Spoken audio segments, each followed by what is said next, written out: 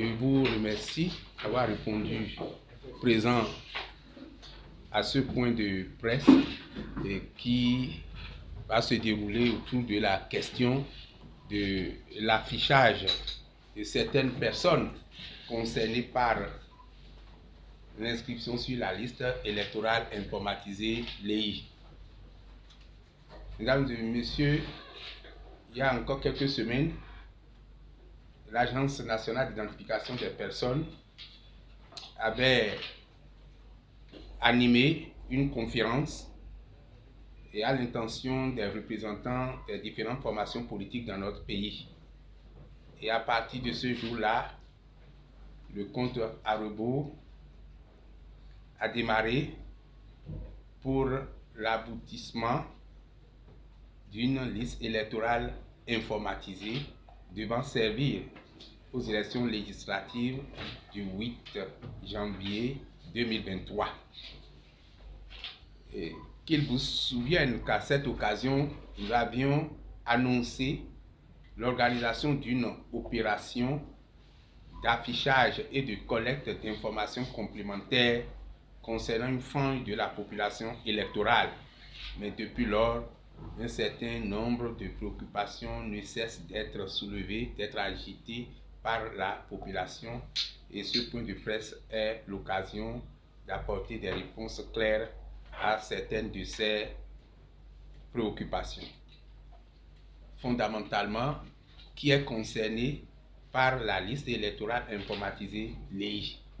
Cette question, elle est la problématique centrale de toute l'activité de l'ANIP en lien avec l'établissement de la liste électorale informatisée. Je voudrais, par rapport à cette préoccupation, préciser que ne sont concernés par la liste électorale informatisée que les citoyens béninois âgés de 18 ans révolus au jour du scrutin, en l'occurrence le 8 janvier 2023 pour les prochaines législatives.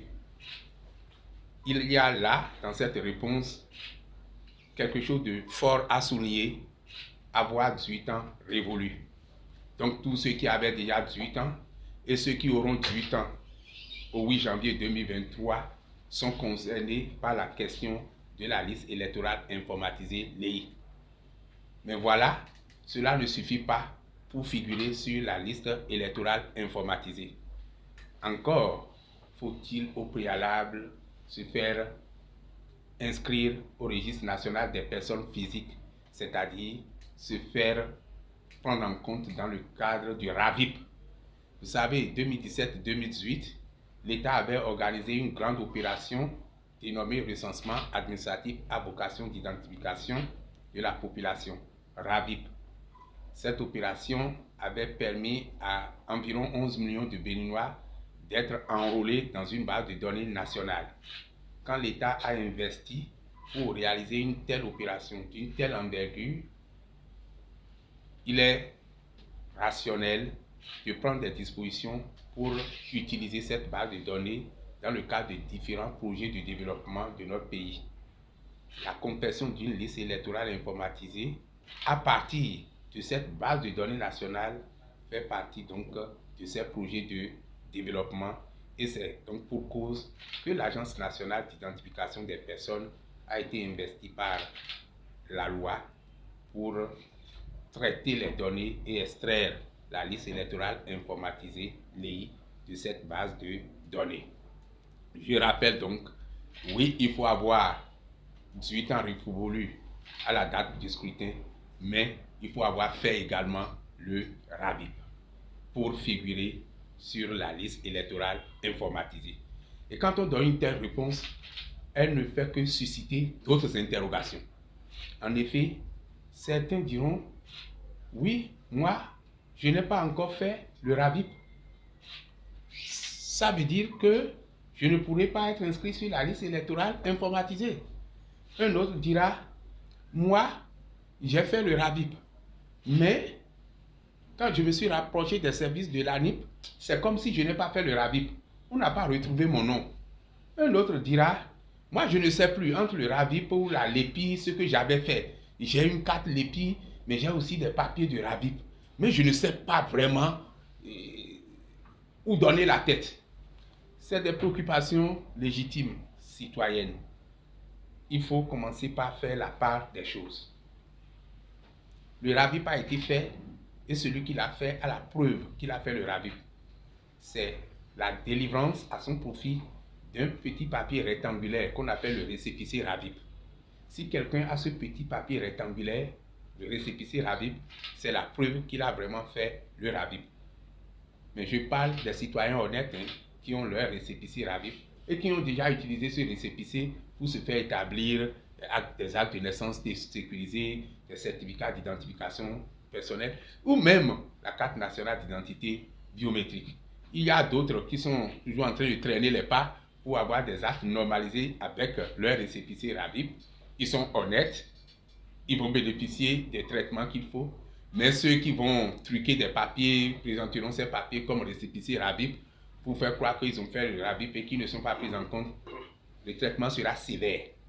Ils seront obligés de se faire enrôler au RAVIP pour figurer sur la liste électorale informatisée. Vous savez, l'appel du registre national de la population, le registre national des personnes physiques que gère l'Agence nationale d'identification des personnes est une matière sérieuse. Il s'agit du répertoire des personnes physiques dans notre pays.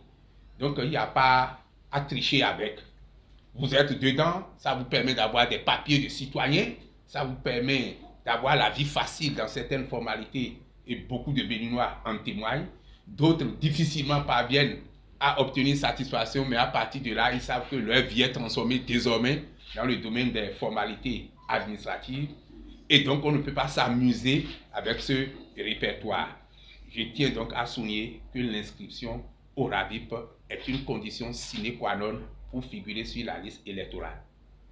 En définitive, si quelqu'un ne fait pas le RAVIP, il n'est pas électeur en vertu de la loi. Mais qui est concerné par l'affichage de liste qui a été annoncé et qui doit se dérouler dans la période du 17 mars au 16 avril. Je tiens à préciser que c'est depuis le 15 mars que des activités ont démarré, les formations, le déploiement de la logistique. Donc cette période n'est pas rien, elle est aussi incluse. Mais de manière formelle, du 17 mars au 16 avril, pendant 30 jours, il y a une opération appelée affichage de liste de résidus et collecte d'informations complémentaires. Cette opération concerne qui? Cette opération concerne les citoyens béninois ayant déjà l'âge de voter ou pouvant avoir l'âge de voter au 3 janvier 2023 et qui ont fait le RAVIP alors que par le passé, ils n'ont pas participé au processus électoral, ils n'ont pas fait la LEPI, ils n'ont pas eu de carte LEPI, ils n'ont jamais voté, mais eux, ils ont quand même fait le RAVIP. Quand on faisait le RAVIP, personne ne nous a parlé d'élection. Donc, on peut avoir fait le RAVIP sans avoir jamais participé à une opération électorale. Et donc, il manquerait certainement certaines informations à fournir pour avoir une bonne adresse électorale.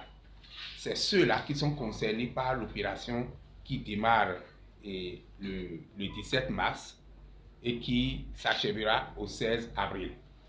Je vais donc dire en termes plus clairs, si je suis au RAVIP et je n'ai jamais pris part au processus électoral, qu'est-ce que je fais? Je sors pour aller consulter la liste.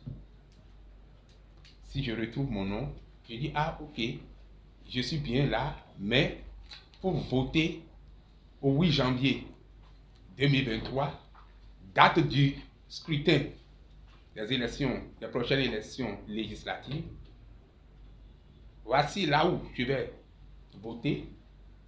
Ou bien je suis vraiment ici à Calavi, mais au 8 janvier 2023, je serai déjà à Abomey. Donc je voudrais qu'on complète cette information électorale capitale pour moi. C'est vrai, j'ai fait le RAVIP, mais c'est à Cotonou que je suis allé faire. Voilà que vous êtes dans mon arrondissement, maintenant vous avez affiché une liste, mon nom n'est pas là. Mais voici la preuve que j'ai fait le RAVIP. Mais je n'ai jamais fait la LEPI. Je présente ça, les gens prennent l'information, j'indique là où je vais voter, cette information est prise, et puis c'est fini, j'ai régularisé ma situation. Je suis un jeune majeur.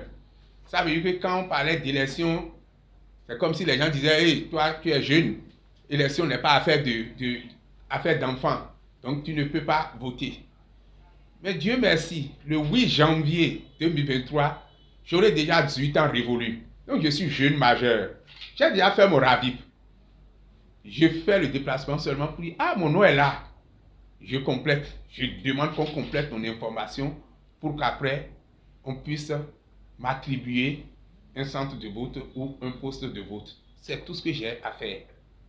Mais si, tout comme moi, et comme vous, nous avons déjà participé au processus électoral, nous avons la carte LEPI, ou même au moment où on a dit, même sans carte LEPI, on peut voter.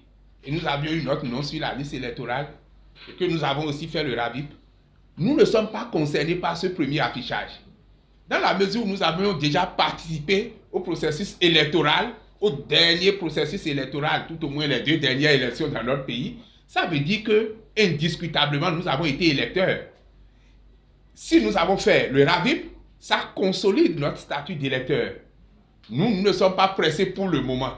Dans 2-3 mois, on va nous inviter et nous allons sortir pour aller voir si nous sommes vraiment sur la liste électorale. Nous ne sommes pas concernés. C'est cette nuance que nous devons établir. Si quelqu'un a déjà voté une fois, il dit oui, j'ai déjà voté une fois, donc je figurais sur la LEPI. Lui ne sort pas maintenant, il n'a pas de souci maintenant. Et il est sûr qu'il a fait son RAVIP, il n'a pas de souci. Il attend un peu. Après cette opération, nous avons une deuxième opération qui est celle de la liste électorale informatisée provisoire qui concernera toute la population électorale pour le scrutin du 8 janvier 2023. Donc ceux qui ont déjà voté aux dernières élections dans notre pays ne sont pas concernés par ce premier affichage. Ce premier affichage est donc un affichage de régularisation pour ceux qui n'ont pas participé aux dernières élections dans notre pays, alors qu'ils ont pas devant eux la preuve qu'ils ont fait le RAVIP. Ils vont juste faire le geste honorable, sortir, consulter la liste et au poste de collecte qui est à l'arrondissement, demander qu'on puisse compléter les informations. Pourquoi c'est important de compléter ces informations? Et pourquoi doit-on faire cet affichage spécial pour cette catégorie? C'est que quand on lit bien le code électoral, le droit à l'égalité des électeurs est un droit garanti. Il faut donc permettre à ceux qui n'avaient pas participé au processus électoral dans notre pays d'être au même niveau de traitement de leurs informations dans la base de données électorales et maintenant inviter tous ceux qui remplissent les conditions pour être électeurs à sortir pour visualiser, c'est-à-dire regarder la liste électorale informatisée provisoire que nous afficherons d'ici à 3 mois, comme ça. Au total, si je suis sur la liste qui va être affichée maintenant et que je sais que je ne vais pas rester là où j'ai vu mon nom pour voter, je le signale. Si je sais que j'ai fait le RAVIP et que je n'avais jamais participé au processus électoral et que j'ai l'âge de voter, je sors dans mon localité pour aller vers les agents de collecte pour dire non, moi je n'ai pas fait mon RAVIP ici, je l'ai fait ailleurs, voici la preuve. Mais je n'ai jamais fait la LEPI, donc je veux qu'on me complète mes informations. C'est simplement de ça qu'il s'agit. Quel est l'intérêt de cette information? C'est éviter l'amalgame. Éviter qu'on dise, ah, c'est déjà la liste électorale qu'ils ont affichée. On n'a pas les gens des noms, hein. Vraiment, cette liste-là, c'est un problème. Non, ce n'est pas la liste électorale informatisée. Ce n'est même pas encore la liste électorale informatisée provisoire.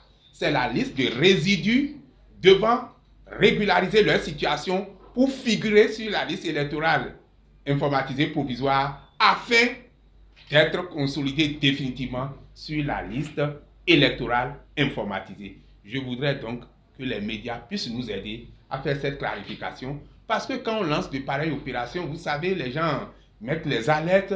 Ah non, il n'y a pas les gens des noms sur la liste, vraiment c'est de n'importe quoi. Non, il faut que cela soit clair. On peut même dire que nous sommes dans un processus purement administratif. Vous avez fait le RAVIP, on veut utiliser votre RAVIP pour vous aider à aller sur la liste électorale informatisée.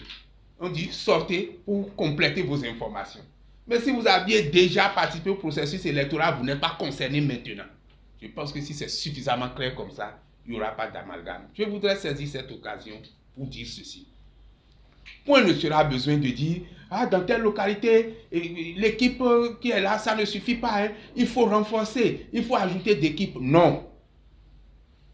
Le processus est organisé de telle sorte qu'avec les autorités locales, l'arrondissement étant la première unité administrative de notre pays, avec donc l'autorité d'arrondissement, on puisse voir les mobilités à organiser afin de soulager certaines populations en raison de leur éloignement du siège de l'arrondissement.